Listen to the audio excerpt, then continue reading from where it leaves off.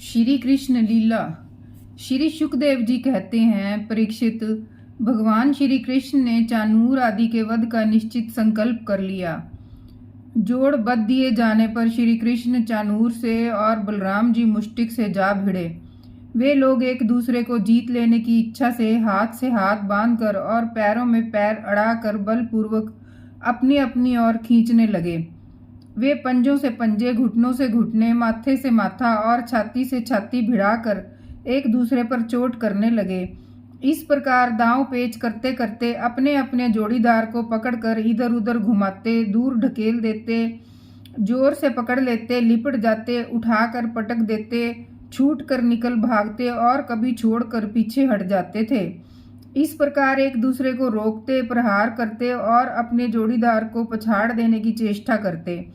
कभी कोई नीचे गिर जाता तो दूसरा उसे घुटनों और पैरों में दबाकर उठा लेता, हाथों से पकड़कर ऊपर ले जाता, गले में लिपट जाने पर ढकेल देता और आवश्यकता होने पर हाथ पांव इकट्ठे करके गांठ बांध देता। भगवान श्री कृष्ण और उनसे भिड़ने वाला चानूर दोनों ही भिन्न भिन्न प्रकार के दांव पेच का प्रयोग करते हुए परस्पर जिस प्रकार लड़ रहे थे, वैसे ही बलराम जी और मुष्टिक भी भिड़े हुए थे। भगवान के अंग प्रत्यंग वज्र से भी कठोर हो रहे थे। उनकी रगड़ से चानूर की रग रग ढीली पड़ गई। बार बार उसे ऐसा मालूम हो रहा था मानो उसके शरीर के सारे बंधन टूट रहे हों। उसे बड़ी ग्लानि, बड़ी व्यथा हुई। अब वह अत्यंत क्रोधित होकर बाज की तरह झपटा और दोनों हाथों के घूंसे बांधकर उसने भगवान श्री कृष्ण की छाती पर प्रहार किया। परंतु उसके प्रहार से भगवान तनिक भी विचलित न हुए, जैसे फूलों के गजरे की मार से गजराज। उन्होंने चानूर की दोनों भुजाएं पकड़ लीं और उसे अंतरिक्ष में बड़े वेग से कई बार घुमाकर धरती पर दे मारा। परीक्षित, चानूर के प्राण तो घुमाने के समय ही निकल गए थे। उसकी वेशभूषा अस्त व्यस्त हो गई, केश और मालाएं बिखर गईं, वह इंद्रध्वज के समान गिर पड़ा। इसी प्रकार मुष्टिक ने भी बड़े पहले बलराम जी को एक घूंसा मारा। इस पर बली बलराम जी ने उसे बड़े जोर से एक तमाचा जड़ दिया। तमाचा लगने से वह कांप उठा और आंधी से उखड़े हुए वृक्ष के समान अत्यंत व्यथित और अंत में प्राणहीन होकर खून उगलता हुआ पृथ्वी पर गिर पड़ा। हे राजन, इसके बाद योद्धाओं में श्रेष्ठ भगवान बलराम जी ने अपने सामने आते ही कूट नामक पहलवान को खेल ही खेल में बाएं हाथ के घूंसे से उपेक्षा पूर्वक मार डाला। उसी समय भगवान श्री कृष्ण ने पैर की ठोकर से शल का सिर धड़ से अलग कर दिया और तोशल को तिनके की तरह चीर कर दो टुकड़े कर दिए। इस प्रकार दोनों धाराशायी हो गए। अब चानूर, मुष्टिक, कूट, शल और तोशल ये पांचों पहलवान मर चुके। तब जो बच रहे वे अपने प्राण बचाने के लिए स्वयं वहां से भाग खड़े हुए। उनके भाग जाने पर भगवान श्री कृष्ण और बलराम जी अपने समवयस्क ग्वाल वालों को खींच खींच कर उनके साथ भिड़ने और नाच नाच कर भेरी ध्वनि के साथ अपने नुपुरों की झनकार को मिलाकर मल्ल क्रीड़ा के खेल करने लगे। भगवान श्री कृष्ण और बलराम जी की इस अद्भुत लीला को देखकर सभी दर्शकों को बड़ा आनंद हुआ। श्रेष्ठ ब्राह्मण और साधु पुरुष धन्य है, धन्य है, इस प्रकार कहकर प्रशंसा करने लगे। परंतु कंस को इससे बड़ा दुख हुआ। वह और भी चिढ़ गया। जब उसके प्रधान पहलवान मार डाले गए और बचे हुए सब के सब भाग गए, तब भोजराज कंस ने अपने बाजे गाजे बंद करा दिए और अपने सेवकों को ये आज्ञा दी, अरे वसुदेव के इन दुष्चरित लड़कों को नगर से बाहर निकाल दो, गोपों का सारा धन छीन लो और दुर्बुद्धि नंद को कैद कर लो। वसुदेव भी बड़ा कुबुद्धि और दुष्ट है, उसे शीघ्र मार डालो। और उग्रसेन मेरा पिता होने पर भी अपने अनुयायियों के साथ शत्रुओं से मिला हुआ है, इसलिए उसे भी जीता मत छोड़ो।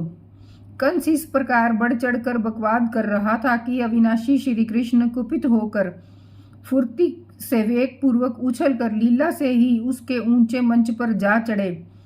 जब मनस्वी कंस ने देखा कि मेरे मृत्यु रूप भगवान श्री कृष्ण सामने आ गए, तब वह सहसा अपने सिंहासन से उठ खड़ा हुआ और हाथ में ढाल तथा तलवार उठा ली। हाथ में तलवार लेकर वह चोट करने का अवसर ढूंढता हुआ पैंतरा बदलने लगा। आकाश में उड़ते हुए बाज के समान वह कभी दाईं ओर जाता तो कभी बाईं ओर। परंतु भगवान का प्रचंड तेज अत्यंत दुस्सह है। जैसे गरुड़ सांप को पकड़ लेते हैं, वैसे ही भगवान ने बलपूर्वक उसे पकड़ लिया। इसी समय कंस का मुकुट गिर गया और भगवान ने उसके केश पकड़कर उसे भी उस ऊंचे मंच से रंगभूमि में गिरा दिया। फिर परम स्वतंत्र और सारे विश्व के आश्रय भगवान श्री कृष्ण उसके ऊपर स्वयं कूद पड़े। उनके कूदते ही कंस की मृत्यु हो गई। सबके देखते देखते भगवान श्री कृष्ण कंस की लाश को धरती पर उसी प्रकार घसीटने लगे जैसे सिंह हाथी को घसीटे। नरेंद्र, उस समय सबके मुंह से हाय हाय की बड़ी निरंतर ऊंची आवाज सुनाई पड़ी। कंस नित्य निरंतर बड़ी घबराहट के साथ श्री कृष्ण का ही चिंतन करता रहता था। वह खाते पीते, सोते, चलते, बोलते और सांस लेते सब समय अपने सामने चक्र हाथ में लिए भगवान श्री कृष्ण को ही देखता रहता था। इस नित्य चिंतन के फलस्वरूप वह चाहे द्वेष भाव से ही क्यों न किया गया हो, उसे भगवान के उसी रूप की प्राप्ति हुई, सारूप्य मुक्ति हुई, जिसकी प्राप्ति बड़े बड़े तपस्वी योगियों के लिए भी कठिन है। कंस के कंक और नियोग आदि 8 छोटे भाई थे। वे अपने बड़े भाई का बदला लेने के लिए क्रोध से आग बबूले होकर भगवान श्री कृष्ण और बलराम की ओर दौड़े। जब भगवान बलराम जी ने देखा कि वे बड़े वेग से युद्ध के लिए तैयार होकर दौड़े आ रहे हैं, तब उन्होंने परिध उठाकर उन्हें वैसे ही मार डाला जैसे सिंह पशुओं को मार डालता है। उस समय आकाश में दुंदुभियां बजने लगीं। भगवान के विभूति स्वरूप ब्रह्मा, शंकर आदि देवता बड़े आनंद से पुष्पों की वर्षा करते हुए उनकी स्तुति करने लगे। अप्सराएं नाचने लगीं। महाराज, कंस और उसके भाइयों की स्त्रियां अपने आत्मीय स्वजनों की मृत्यु से अत्यंत दुखित हुईं। वे अपने सिर पीटती हुई, आंखों में आंसू भरे वहां आईं। वीर शैया पर सोए हुए अपने पतियों से लिपट कर वे शोकग्रस्त हो गईं और बार बार आंसू बहाते हुए ऊंचे स्वर से विलाप करने लगीं।